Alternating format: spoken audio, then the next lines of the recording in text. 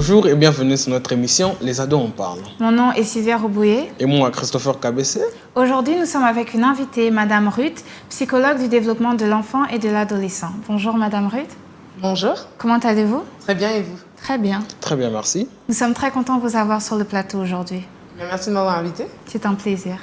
Dans cet épisode, nous allons répondre à quelques questions qui sont reliées à l'adolescence. Mais pour chaque question, nous aurons le point de vue professionnel de notre psychologue. Donc, commençons avec la première question.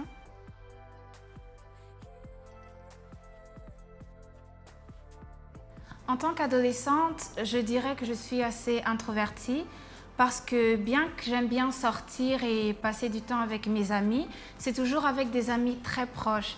Je suis le genre de personne qui détesterait aller à une fête avec, disons, une trentaine ou alors 50 personnes. Et quand je sors, j'ai besoin de savoir que les personnes que je veux voir, c'est des personnes avec qui j'ai une connexion déjà très forte. Moi, au contraire, je suis à 50% intro et 50% extro. J'aime faire connaissance avec de nouvelles personnes, je suis sociable et j'aime ça. Mais je sais pas si c'est un problème, mais j'arrive pas à m'ouvrir aux gens. Donc si j'ai quelque chose à dire, je le garde sur moi et je prends beaucoup plus sur moi.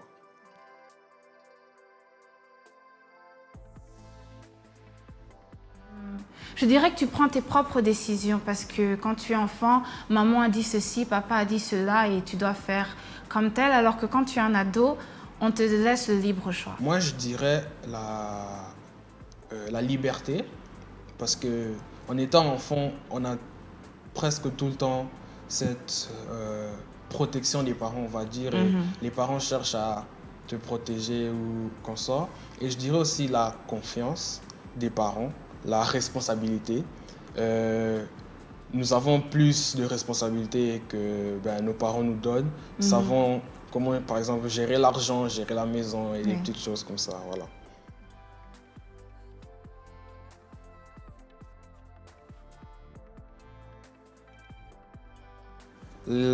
Ma plus grande émotion que j'ai ressentie, c'est l'amour.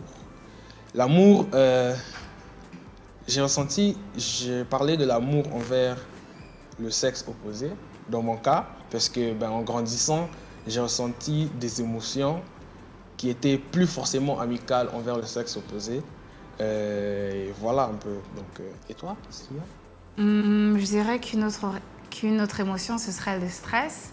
C'est le stress parce que je pense que le plus que tu grandis, le plus de responsabilités tu as. Donc, personnellement, avec les études aussi, tu te dis qu'il faut que je sois tel genre d'élève. Et ce n'est pas des pensées que tu avais en étant enfant parce que le plus tu grandis, le plus l'université approche, ton futur travail, il faut que tu saches qui tu veux devenir.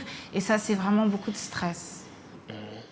Mais ce qui est intéressant, c'est ça. Il y a le stress, on peut citer ce stress, parce que l'adolescence, c'est une période de remaniement cognitif, social et aussi physiologique. Il y a plein de changements à l'adolescence, une manière de penser qui est nouvelle aussi. Enfin, on pense abstrait maintenant, et donc maintenant, on pense au futur, on pense à l'avenir. Ça, c'est très présent. Oui. Quand on était enfant, on pense au présent à court terme, voire à un métier qu'on va faire plus tard si on nous pose la question. L'amour, comme vous dites, alors avec la puberté vient aussi... les hormones. Les hormones, exactement. D'ailleurs, il y a une augmentation de testostérone chez les adolescents. Mais du coup, pour ce qui est du sexe opposé, c'est pendant l'adolescence que l'orientation sexuelle apparaît. D'accord, oui, très clair. Bien, merci.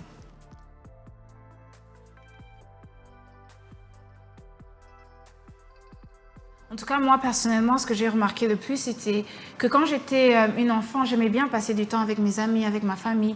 Mais quand j'ai commencé à devenir une adolescente, j'aimais bien rester dans ma chambre, juste être seule. Ça ne voulait pas dire que mon amour envers ma famille ou mes amis avait diminué. Ça, non, c'est juste que la solitude me plaisait beaucoup plus qu'avant. Pour moi aussi, en vérité, ma crise d'adolescence s'est plus manifestée par la rébellion, on va dire. Je n'aimais pas écouter ce que mes parents me disaient, j'aimais faire ce que je trouvais bon. J'aimais la solitude, j'étais un enfant très colérique. La colère surtout. Donc voilà un peu à quoi ça ressemblait. Mais attends, pour cette rébellion et cette colère, tu as un exemple à nous donner, une petite histoire? Ce jour, j'ai fugué. Là, pas fugué. Fugué, c'est un grand mot. Fugué. Je devais étudier et on m'a dit d'étudier avant d'aller jouer au foot. Mais j'avais trop de travail, donc j'ai décidé de partir. J'ai joué au foot, je suis revenu à genre 19h et quelques. Je me suis fait gronder, taper. Mais voilà, c'est comme ça, C'est ça la vie. marche. Vous en pensez quoi, Madame Ruth? Ce qui se passe dans le cerveau d'un adolescent, c'est ce qui se passe chez un enfant, un bébé de 0 à 3 ans. Oh. Ce qui veut dire que au niveau des neurones, il y a un grand dynamisme et plein de remaniements. Hein. Donc la question c'était est-ce que... C'est quoi la crise d'adolescence pour vous? Oui. D'accord. Alors tous les adolescents ne passent pas par la crise d'adolescence. Oh, ok. Oui, parce que derrière crise se cache cette notion de conflit. Cette Ok, idée de oui. conflit, d'éclat, je ne saurais pas comment dire ça. Et tous les adolescents ne passent pas par là. Et ce n'est pas aussi vécu de la même façon, selon le style éducatif des parents. Donc, oui. voilà, selon que la famille soit permissive ou autoritaire, l'adolescent ne va pas exprimer, on va dire, son mécontentement ou ses frustrations de la même façon.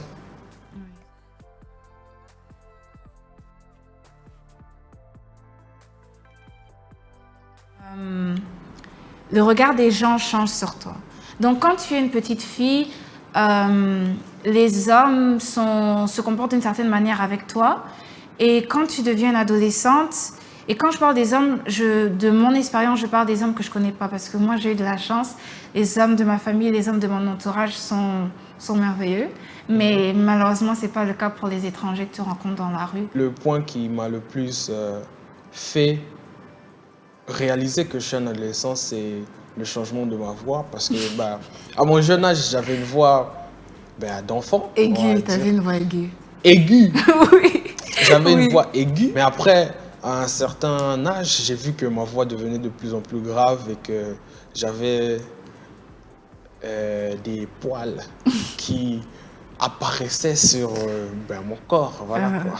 Exactement. Ah, tu es passé par cette période où un garçon, il parle normalement, après ça part dans les aigus, après ça redevient normal. C'était bizarre, très bizarre. Mais voilà quoi, c'est ça. C'est passé. Ouais. Ce qui est intéressant, c'est que, comme vous dites, on va se construire, mine de rien, dans le regard de l'autre. Là, il est question de l'adolescence, hein. Ça peut être même en tant que femme très séduisante ou autre, en tant que... bon, j'ai pas d'autres exemples là sur le moment, mais vous dites que à partir du regard des hommes de l'extérieur, vous avez compris que vous étiez adolescente. Oui, donc physiquement différente. Et dans ce que vous dites, si je comprends bien, c'est votre corps, c'est l'évolution de votre corps qui vous a fait vous rendre compte que vous êtes adolescent à présent. Oui, Effectivement. exactement. D'accord.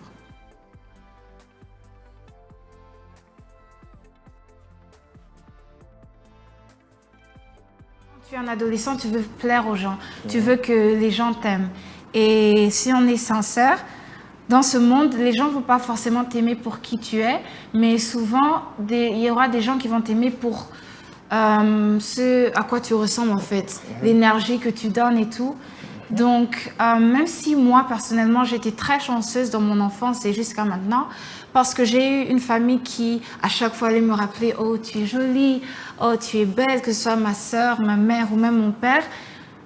Juste le fait d'entrer dans l'adolescence, quoi que le monde extérieur puisse me dire, quand moi-même, je m'étais dit que je ne suis pas assez pour plaire, pour être cette image de la personne parfaite qu'il y avait sur les réseaux sociaux et tout, ta confiance en soi, ça diminue genre tout en bas là. Mais ça, c'est au début de l'adolescence. Quand je grandis, ça va quand même, personnellement. Moi, au contraire, l'entrée à l'adolescence m'a boosté dans ma confiance. Parce Oh, que... ça a augmenté. Oui, effectivement. Parce que, en étant jeune, j'étais... Pas jeune. En étant petit, j'étais... Je sais pas, je pense pas que ça ait changé significat. T'étais timide quand t'étais petit? Non. Quand j'étais petit, j'étais très bavard, j'aimais sauter, danser, bouger. Mais après mon entrée à l'adolescence, je pense pas que ça ait changé beaucoup de choses parce que en entrant, j'ai été apprécié depuis le départ. J'étais apprécié, oui. J'étais apprécié depuis le départ. C'est Monsieur normal. populaire. Donc voilà, ça n'a rien changé. Pas ça n'a rien changé. Ça a augmenté, ça a non? augmenté parce Ouais. que le fait que je sois apprécié me donnait cette confiance en moi. Donc voilà. Ok, d'accord. Donc on était tous les deux appréciés, mais moi, ma confiance a quand même diminué et toi, ça a augmenté. La popularité. Ok. Mais la nuance, c'est que vous faites référence aux réseaux sociaux, mais Oui. pas lui. Exactement. Et c'est vrai qu'il y a eu des recherches là-dessus, hein, sur les réseaux sociaux, l'image de soi chez les femmes, filles ou adolescentes même, je dirais, et qui montraient qu'il y avait un stress même à être présent sur les réseaux sociaux pour ce qui est de l'image, hein, de la perfection qu'on a. À voir les autres photos de différentes jeunes femmes ou autres. D'ailleurs, les photos sont souvent retouchées, mais à les voir parfaites, entre guillemets, pouvait faire naître en nous un stress. Hein. Voilà, pour revenir sur la confiance en soi, donc c'est un sentiment d'efficacité personnelle. En fait, on ne peut pas généraliser la confiance en soi sur toute notre vie adolescente. C'est propre à un domaine. Exactement, oui. Voilà. Donc, toi, tu parlais plus spécifiquement des réseaux sociaux.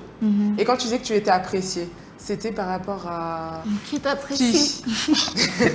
Tout le monde, hein, parce que comme je suis sociable, Populaire aussi. non, je ne suis pas populaire, je suis sociable de base, donc j'aime mettre les gens à l'aise.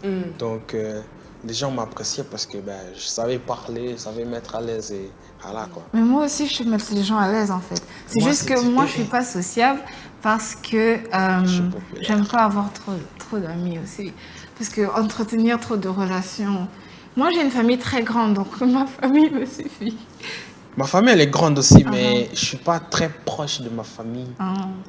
J'ai quelques cousins, mais pas tous. Moi, c'est le contraire. Peut-être c'est pour ça que tu es plus populaire que moi. Tu es populaire. Je ne suis pas Tu es populaire. populaire, Je il suis est très connu. populaire. Je suis connu, c'est tout. Ok.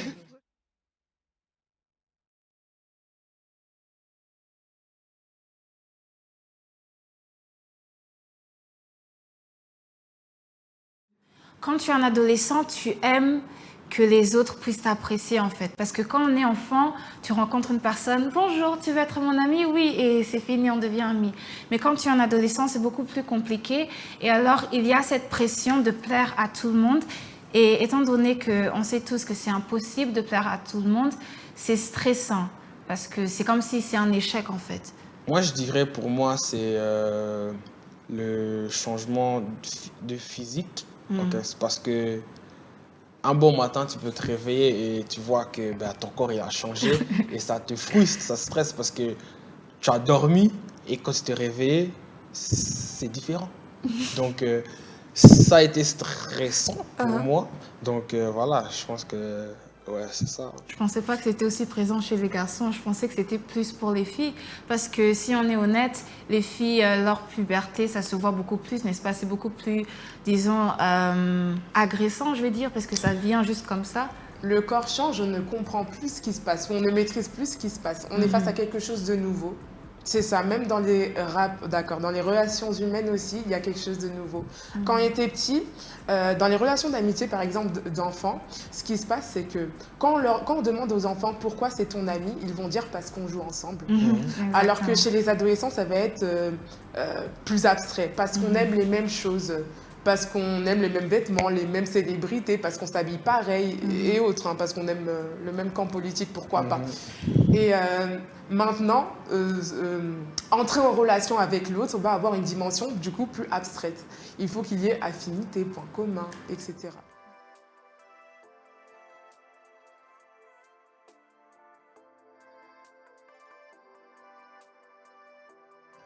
Moi, les regards des autres ne m'ont presque pas affecté. Je vais avouer qu'au début, je voulais que les gens m'aiment et je voulais que je sois apprécié de tous. Mais après, j'ai réalisé que ce que les gens pensent, ce qu'ils pensent, ça ne me regarde pas. Je vais rester comme je veux rester et appréciez-moi ou bien partez, dégagez. C'est tout. Ok. Et toi? Moi, c'est le contraire. C'est vraiment le contraire. Parce que le regard des autres, je dirais que ça a joué au fait que quand je suis entrée dans l'adolescence, ma confiance en moi-même a diminué. Parce que quand tu te rends compte que, par exemple, quand tu te promènes quelque part et que les regards d'inconnus sont vraiment pervers et tout, donc ça t'affecte et ça change ton caractère. Parce que moi, personnellement, quand je suis passée par cette étape, quand j'étais encore beaucoup plus petite, j'ai commencé à m'habiller pour que je ne sois pas regardée et je ne m'habillais pas pour moi. Parce qu'il faut comprendre que déjà, moi, je viens d'une famille très religieuse. Donc déjà, depuis toute petite, quand je m'habille d'une manière assez décente, bien sûr. Mais quand je suis arrivée par cette étape, on va être honnête, des fois dans la rue, déjà que vous aussi, vous êtes femme, vous pouvez savoir c'est comment. Un homme seulement comme ça, qu'importe comment tu es habillée, tu peux pas empêcher le fait que quelqu'un va te regarder ou pas. Et c'est quelque chose que ça m'a pris du temps à comprendre ça. Et je pense que sans l'aide de ma mère et de ma grande sœur, je serais toujours en train de me cacher et avoir peur des regards des autres. Mais maintenant, je dirais que moi aussi, je m'en fous un peu. Juste maintenant, j'ai commencé, disons, 16 ans, j'ai commencé à m'en foutre. Ok. 16 ans. Oui. Tard comme ça. C'est différent. Une fille et un garçon, c'est pas la même chose. Quand un garçon marche dans la rue, il n'y a aucune fille qui va te regarder genre « Ouh, c'est faux ». Si, ça regarde, ça apprécie. Voilà le coup. Sérieux, c'est vrai? Oui. Je ne sais pas si c'est prouvé ou pas, mais j'ai l'impression que les garçons, que ce soit des adolescents de leur âge ou un peu plus âgés qui regardent, ils vont apprécier. Peut-être que je me trompe. Tu vas aimer. Oui, j'aime. Oui. Donc c'est différent. Ça en fait. booste la confiance. Voilà. Oui, ça diminue en fait, ça diminue.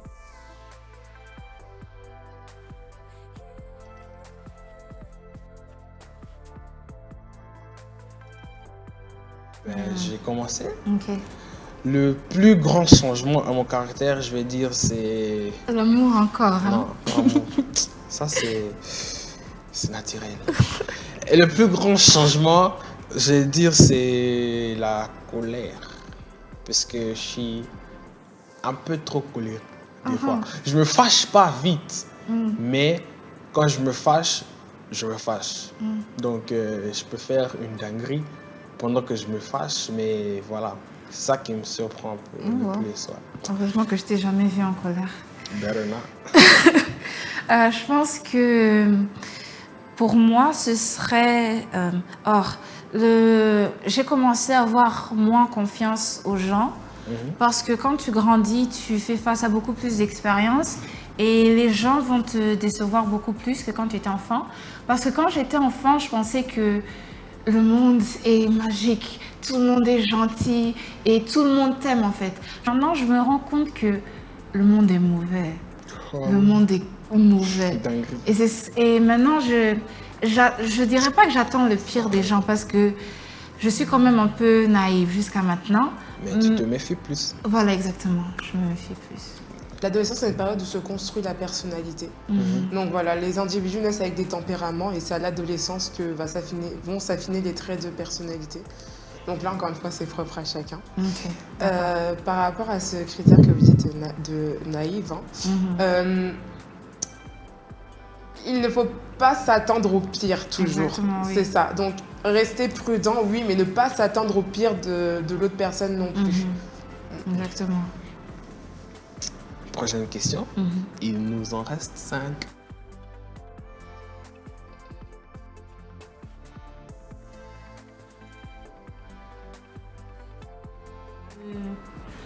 Pendant l'adolescence, on est toujours en train de découvrir c'est quoi ce monde. Parce que quand tu es toujours enfant, le monde dans lequel tu vis, c'est pas le monde réel en fait. Tu te crées un monde magique où tout est parfait, tout est joli. Et quand tu commences à devenir de plus en plus âgé, tu te rends compte que, en fait, ce que j'imaginais, c'est pas la réalité. Donc, tu fais face à plusieurs expériences qui te font découvrir que, en fait, c'est ce que tu connaissais, c'est pas forcément la vérité. Je pense pas que nous sommes éduqués sur le monde. Parce que, déjà, par exemple, on est à Kin ici et je ne vais pas forcément tout savoir ce qui se passe en Europe parce que moi je suis en Afrique, ils sont en Europe. Ils connaissent l'Europe mieux que moi, je ne connais l'Europe. Donc on n'est pas éduqué sur le monde, mais on peut être éduqué sur notre environnement personnellement. Donc voilà. Moi personnellement, je pense que non. Oui, donc non. Non, toi te dis oui. Toi te dis tu peux être éduqué sur ton environnement. Oui, ton environnement. Moi, je pense que non. Avec le temps, Ok, à cette période-là, maintenant, tu es éduqué sur ton environnement ou pas? pas tout. Donc Mais non. j'ai une connaissance assez grande. En Ouais. vrai, moi, je pense que c'est le rôle des adultes de nous aider à être éduqués dans le monde de tous les jours, en fait. Parce que quel jour je vais m'asseoir et je me dis, ok, heureusement que je connaissais le théorème de Pythagore, sinon je serais foutue maintenant. Quel jour tu vas te dire ça? Voilà pourquoi nous avons une psychologue. De toute façon, c'est un travail d'ensemble. Chacun fait sa part. Oui, c'est vrai. Donc c'est oui, il y vrai. a des choses, il y aurait des choses à faire à ce sujet. Par exemple, ici dans la culture, il y a, je ne sais pas si on peut parler de tabou ou autre, mais il y a des échanges qui n'ont pas lieu peut-être C'est avec vrai. les parents qui devraient avoir lieu. Personnellement, moi, j'ai de la chance. J'ai des parents avec qui je peux parler de n'importe quoi. Mais c'est vrai que c'est pas toujours le cas avec n'importe quel parent. Et c'est là que ce serait vraiment utile d'avoir soit une psy ou soit quelqu'un d'autre à qui parler. Moi aussi, mes parents, ils sont ouverts à la discussion. Ils m'ont toujours dit, si tu as quelque chose, viens nous le dire.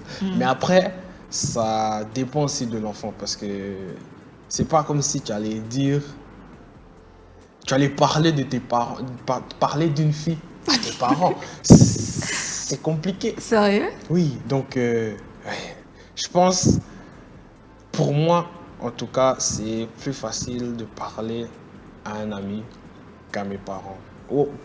Parce que, bon, moi, personnellement, je parle plus à ma soeur qu'à mes parents. Ma soeur, c'est ma conseillère, c'est ma psychologue. Donc, voilà, quoi. Les grands frères, grands cousins, etc. peuvent avoir un rôle aussi intermédiaire qui est intéressant C'est comme vrai. alternative aux parents. Surtout moi, j'ai de la chance. On est à 3 chez moi. Moi, je suis celle du milieu. Et ma grande sœur, elle joue le rôle d'une grande sœur et d'un grand frère en même temps. Donc, moi, j'ai toujours eu elle à qui parler parce que grand frère du style très protectif et tout. Elle ne veut pas te voir avec des garçons, elle va te protéger de n'importe quel danger. Et grande sœur du style, si j'aime un garçon, je pourrais lui dire, elle va se moquer de moi, ça c'est certain. Elle va se moquer de moi, mais je peux toujours lui dire. Et je pense que c'est l'une des raisons pour laquelle on a commencé cette émission, parce que c'est pas tous les ados qui ont quelqu'un avec qui parler. Et maintenant, on a une plateforme sur laquelle quelqu'un qui ne sait pas qui est voir, il y a toujours ces questions ou ces sujets sur lesquels on peut discuter ici.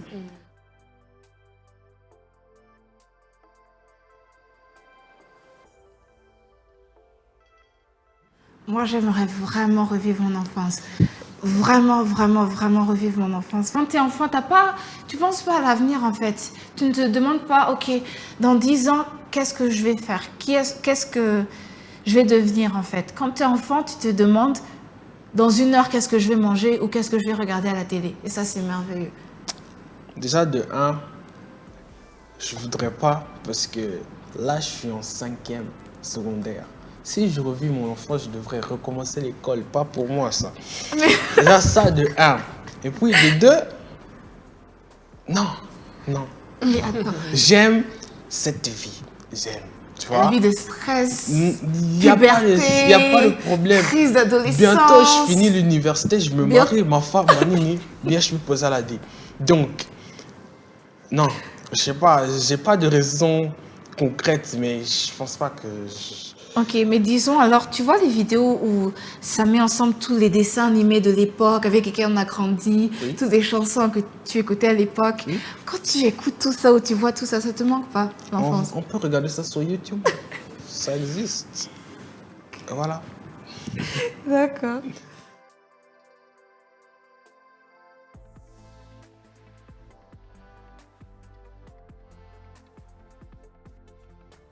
Oui. Non. Oui. Oui. Je dis non parce que le temps qui me reste avant de devenir adulte et de vivre ma vie seule, j'ai encore beaucoup de choses à apprendre. Et si je décidais de sauter ces années, peut-être je vais rater des choses qui vont m'aider dans le futur.